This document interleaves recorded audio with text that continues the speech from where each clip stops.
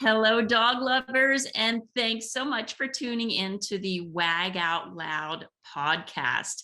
I am super excited to have the pet calming maestro, Lisa Spector, with us today. And we're going to be talking about doggone calm and the benefits of canine sound therapy for both ends of the leash. And I want you to make sure that your pups are around for this segment because Lisa's going to be playing some live music samples that your dog will for sure enjoy. So Lisa, thank you for being with us today.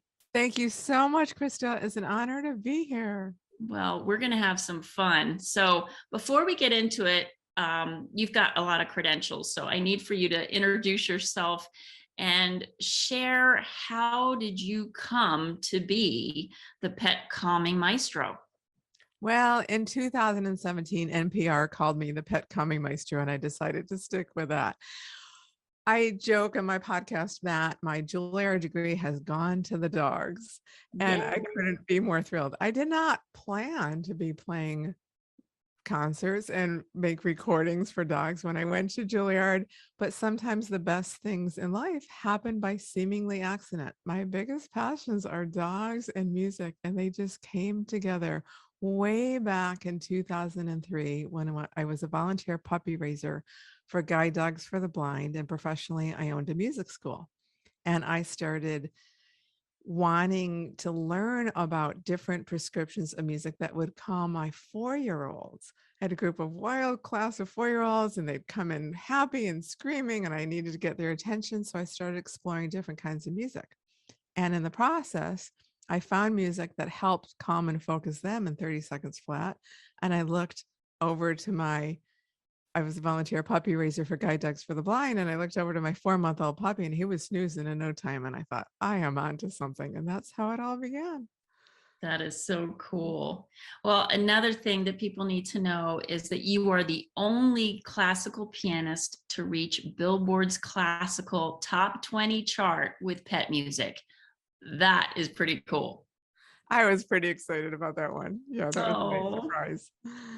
Well, Lisa, let's talk about sound. We all know, I mean, we're filming this in July. We just had July 4th come and go. I know we're not releasing to the beginning of the year, but I mean, fireworks, one of the huge stressors, and that is sound. So we have to remind ourselves that dogs can hear 3 times higher frequencies and sound than we can. And because it is such a huge sensorial pathway for our dogs, it's cool to know that music can reach them so deeply and calm them. So can you talk to us about the science and what's going on? Sure. So first of all, the dogs definitely hear their hertz range is much greater than ours. It's not quite 3 times. It's like 2 to 2.5. Okay. And then cats hear twice as high, almost twice as high and far as dogs. You just have to think about distance, location, and frequency. So even though this is being published at the beginning of the year, in many parts of the year, New Year's, the fireworks, I know in the UK, the fireworks go on for weeks, like 3 weeks into January. And when you think about sound, every year, first of all, it gets worse in our human households because technology, there's more and more technology and more appliances make beeps at the end of when the washing machine is done, the dryer, the dishwasher. Then there's the technology beeps of the emails and all the dings and the text messages. Well, we know what those sounds are. We know those are safe sounds. We know what they're for. Dogs don't know that. Dogs are always trying to orient the source of the sound. Where is it coming from? Is it safe? Is there a pattern? Dogs are always looking for pattern. Is there a pattern? Do I need to protect us? And they're always on alert. And every dog is different. You might have a dog who's so sound phobic, and it's very obvious because he goes under the bed or hides in the bathtub during construction noise or thunderstorms or fireworks. And then you might have a dog who's just panting and pacing and maybe a dog who's just not comfortable, can't settle down. So it's all different degrees. And sometimes the most subtle signs of sound sensitivities are right in front of us and we don't always see them. Do So you want dogs to are tell what we should be always, looking? sure. So dogs are always trying to alert, where is the sound coming from and is it safe? So I know, like, for example, years ago, when I drink a lot of tea, and when I got a water kettle that pinged at the end, when the water is boiled. The first time, when I had 2 dogs at the time, and the first time my dogs were in the dog bed and they looked up and they're like, where is that sound? Is it safe? Where is it coming from? And, a few minutes later, they put their head down. So the next day, they didn't lift their heads. They just lifted their ears. The third day, they didn't do anything because by the third day, they knew it's safe. Nothing happened. So they're always trying to figure out that information. But we also have to keep in mind dogs hear a higher frequency, assuming it's, a younger dog that hasn't lost hearing, a higher frequency than we do and a longer distance. So they may also be hearing sounds that we don't. And so sounds like the buzz, very commonly dryers, the buzz goes off, the clothes are dry. I've had people tell me, oh my God, my dog is so afraid to go into the garage. It turns out he wasn't afraid at all of the garage. He was afraid of the buzzing of the dryer in the garage. That makes sense. Yeah. So nowadays, the good news is some appliances, I'm noticing they're making it optional to turn off those sounds. Mm-hmm. And I invite your listeners to turn off those sounds. Even if you don't have a sound sensitive dog, or you don't think you do, very oftentimes it's really common. Dogs change behavior as they mature. I have a 13-year-old lab who used to be bomb proof with like pretty much anything distraction. She's not anymore. And so she's did fine during the fireworks, but she is more sound sensitive. She's just, she's 13. She's always, is it safe? Right. All right. So, canine sound therapy to the rescue. What is it? So, Canine Sound Therapy is music designed for dogs. Sometimes it's written for dogs. I have one piece written by a current day composer, Zach Goluboff Davis. It's on my album. Sometimes it's music I take, I'm a classical pianist, so I take the great composers, Bach and Beethoven and Chopin and Mozart. I can't make that music any better.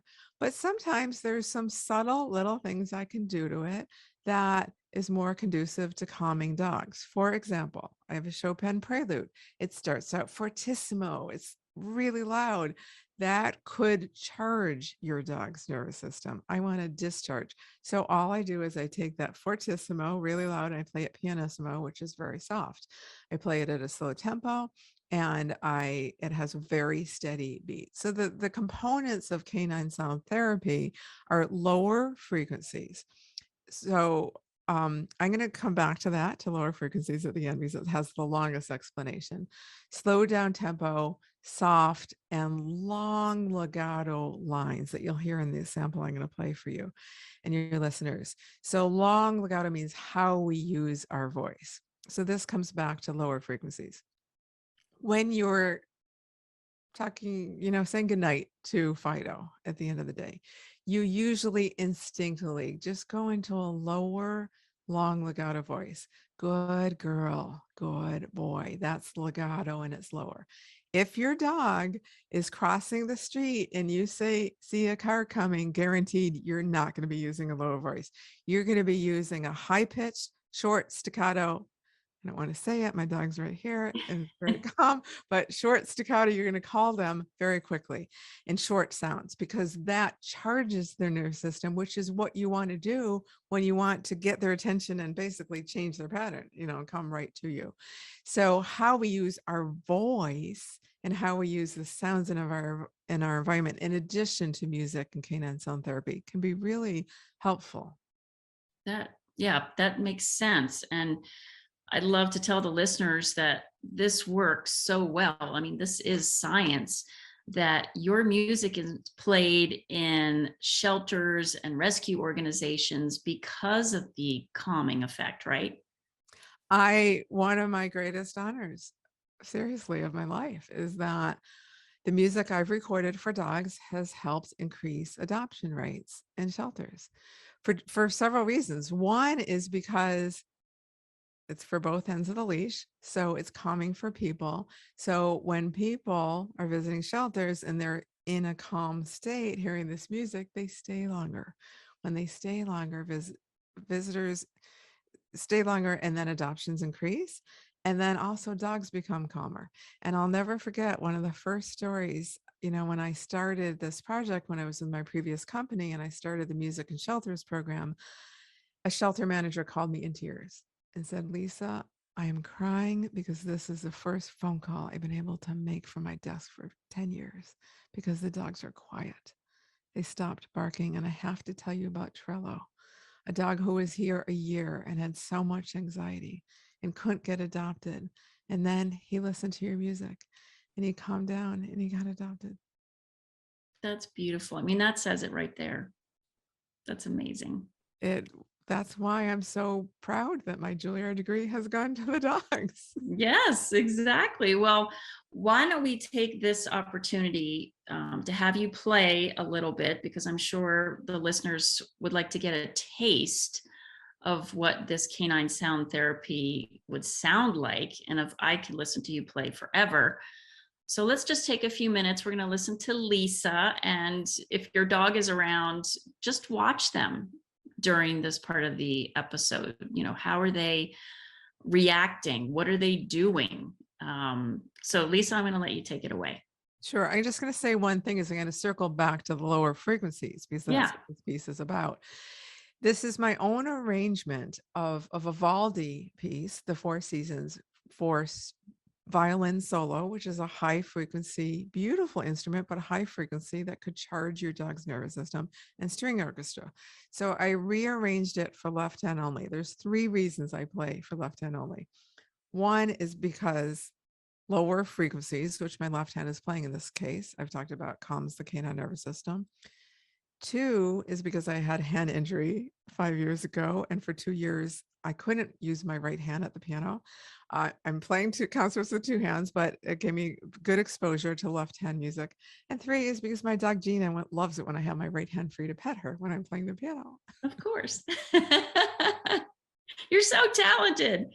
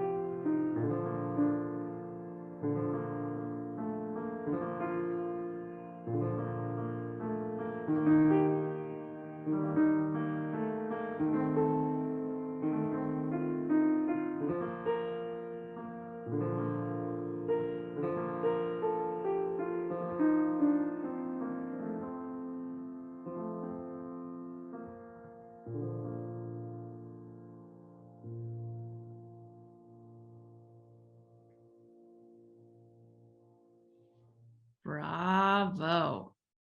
Beautiful, Lisa. Gina's snoring. I don't know if you can hear her. Of course she is. Well, Winston is right by me, curled up and snoring as well.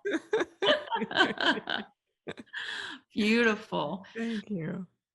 Are there other types of music that dogs do best with? Obviously, classical piano is very calming for them, but wasn't there a study that said reggae is also good music for dogs? So when I had this idea back in 2003, there had only been one research study in 2001 by an Irish behaviorist, Deborah Wells.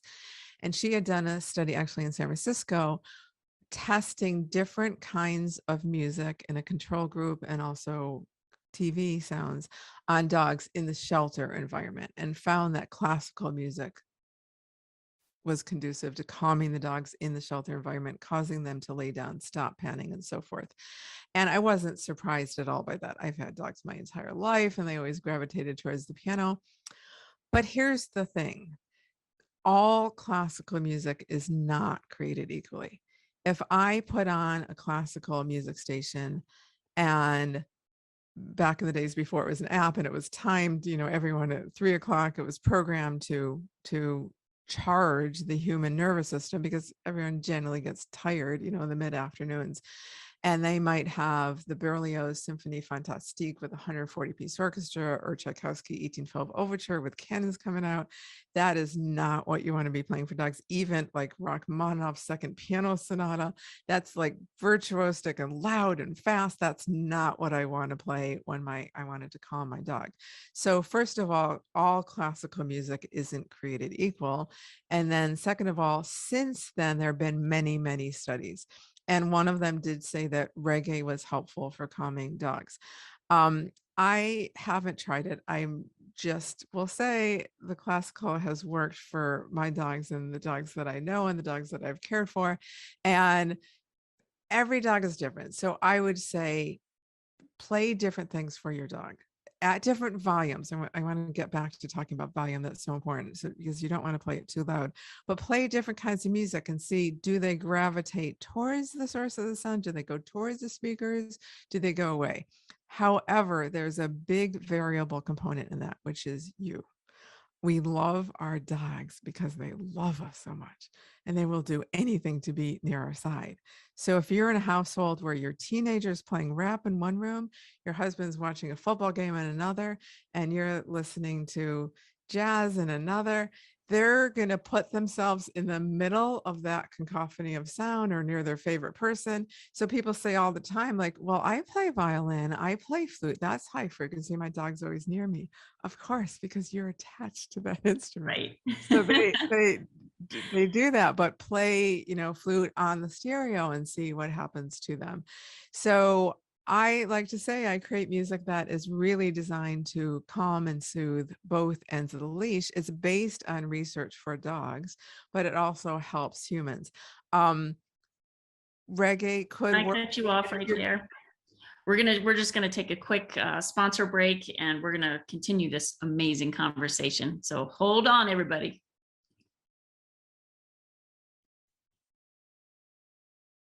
And we are back with Lisa Spector, the pet calming maestro. And Lisa, I'm sorry, I cut you off before we went on that commercial break. We were talking about the types of music, and you were going to say something about reggae. Yeah. So it's, do you like it? And is it something that you want left on all day? If you're home alone, I'm more of a classical music fan. So introduce your dog to different music. People ask me all the time, do dogs prefer Bach, Beethoven, Brahms, or Chopin? It doesn't work like that.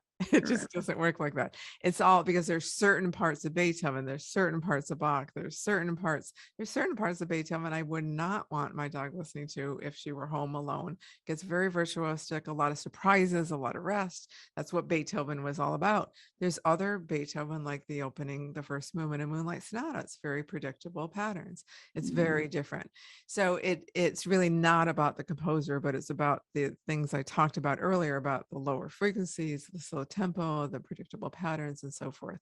And, observe your dog, because they're all different. In my entire life, and all the dogs I've known and I've visited and cared for and known a lot, I've only met one who had a specific preference for certain composers, certain pieces of music that recognized. Okay. So is it safe to say music with less beats per minute are better for dogs? If you want to calm your dog, then beats, generally from 40 to 100 beats per minute is a good tempo, and a consistent tempo. So in other words, like I play an orchestral arrangement on my album, Doggone Calm. I play one of my favorite pieces by Elgar. It's from the Enigma variations. It's the Nimrod movement, but I love it for dogs because it's very on piano, their piano arrangement. It's very steady beat. It's consistent. I play the really loud section soft, and I keep that beat really, really steady. And so it's also about, the patterns not changing. It's not like in the middle of it, there's this big virtuoso section. And that happens, when you're listening to classical music, which is such a broad term. I mean, 600 years, and it could be one instrument, it could be 140-piece instrument orchestra. And so it's so broad. But when you listen to classical music, and let's say you're listening to the car, do you ever notice you're trying to have a conversation, you're constantly adjusting the volume? Because classical music is up and it's down and it's up, and in one Mhm. moment it's loud and one moment it's slow and soft, and it's constant. So I remove all that.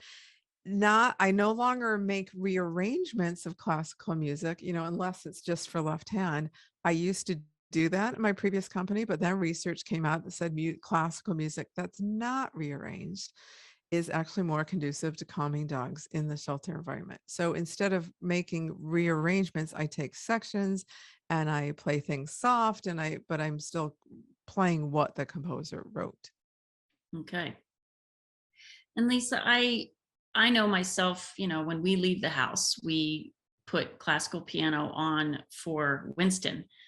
I would assume that dogs that have separation anxiety, that if you play said music just when you're leaving, then it's probably going to have the opposite effect. Then they say, oh, they're playing that music. That means they're leaving me. Oh my gosh, I'm going to freak out.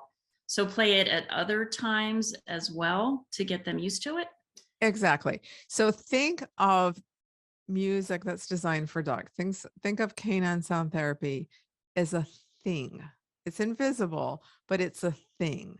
So just like you'd want to condition your dog that, let's say your dog doesn't like, I was training Gina, she's older and trying to get her to use a ramp, and she's not really comfortable. So I'm training her that the ramp means cookies are coming. As soon as I introduce her to the ramp, she gets cookies, and then she takes one step and she gets more cookies, and I'm changing her association. But it's kind of easier in her mindset because it's a big physical thing. Music is also a thing. It's just invisible. So you can actually condition your dog that the music means to be calm. So that's why veterinarians use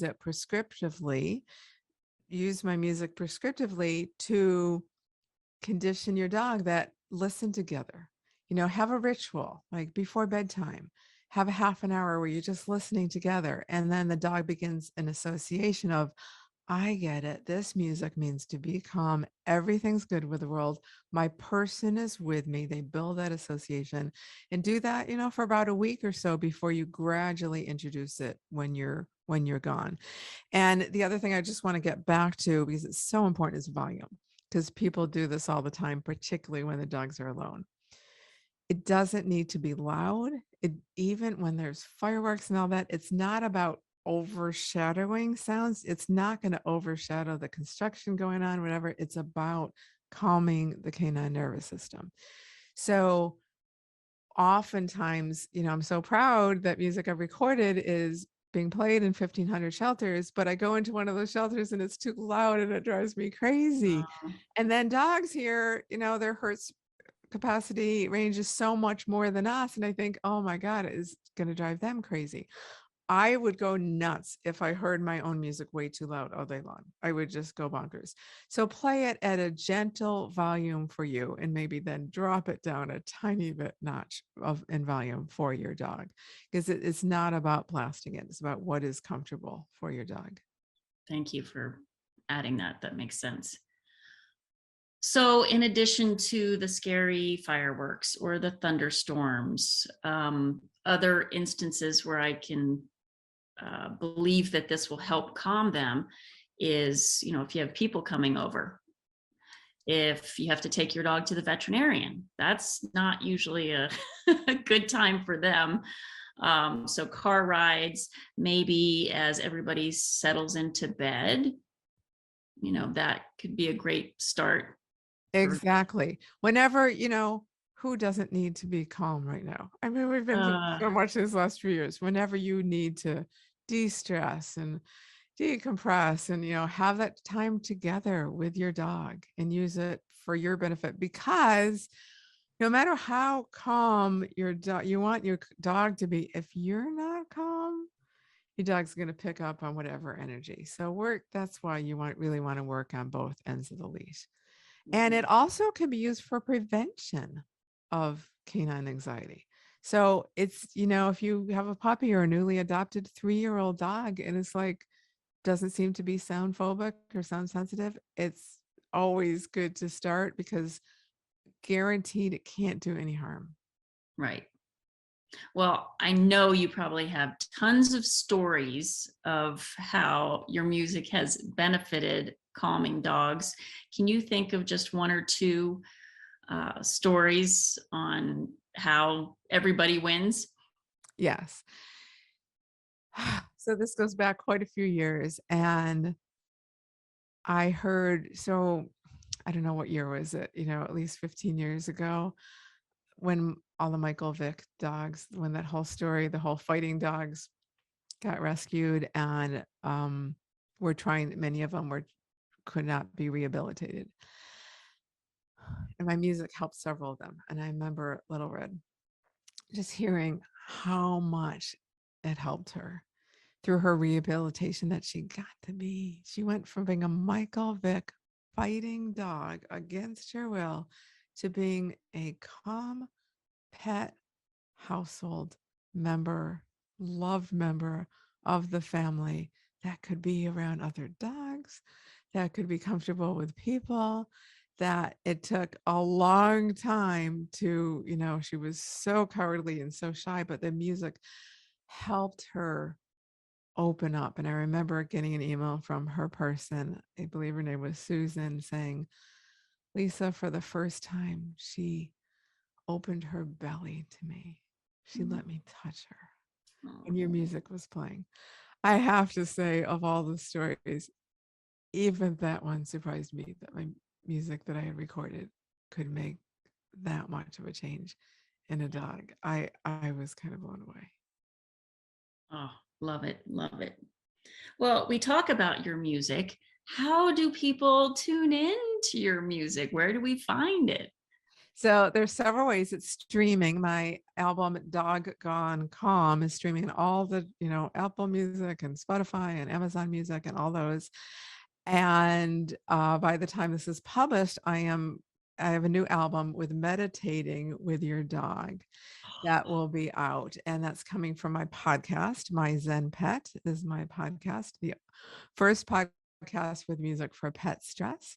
And if your listeners want to get training tips with using canine sound therapy, with using music to help your dog's anxiety issues, go to myzenpet.com/tips. And Krista, you also know because you're a member in my Dog Gone Calm Club, where Yeah. we help you recognize your dog's sound sensitivities. We help, with treatment, and it's not only music. I have guest experts going into everything from separation anxiety to animal communicators to building chemistry with your dog. I mean, such interesting conversations working with aggression with dogs. And then I also do monthly Dog Gone Calm concerts for the members and their dogs. It's who doesn't want their dog on the Zoom screen instead of you? Exactly. Oh, people, it is amazing. Again, it's the Doggone Calm Club. Great for all dogs and all people. It's fantastic. And the members are wonderful as well. It's a great community. So, Lisa, as we run out of time so quickly, unfortunately, what would you like to leave us with before we check out today? I'd love to leave your listeners with a little bit of a short assignment that will help create a sound friendly canine household for you. Okay. Take a few minutes, just sit on the sofa. You can have your dog next to you. Sit on the sofa, take a notepad, and just listen to all the sounds you hear. What do you hear inside? What do you hear outside? Don't make a judgment, just write them all down. What are you hearing? And then after that half hour is up, or, even if it's 15 minutes, Make a check mark next to all of the ones in your control. You can't control the motorcycle going by outside, but you can control appliance sounds more and more so now that we can control what we turn off. You can control electronic sounds and turn off your notifications and your devices. There's a lot of, so you can control the TV sounds, computer sounds, so forth. So see what you can do to control the sounds in your environment. So you really start to think of sound health for your dog is just as important as nutrition and training and exercise and all the other things that we all love to do for our dogs. Their sound environment, you have control over it. They don't, unless you have a dog who's smart enough to turn on his own or her own playlist. You're in control of that. So I invite you to take charge of that and do what you can control and make that a sound friendly dog environment for you and your dog. Perfect advice. Lisa, this has been wonderful. And I have no doubt that our listeners learned something new today. So all of the information on how to find Lisa and those tips that she mentioned as well at myzenpet.com. It's going to be in the show notes with links to everything. So everybody, thank you for tuning in. Let's have a better sound therapy world for ourselves and our dogs. And Lisa, I want to thank you for being with us today. Thank you so much, Krista. I love talking to you. Always a pleasure. Thank you.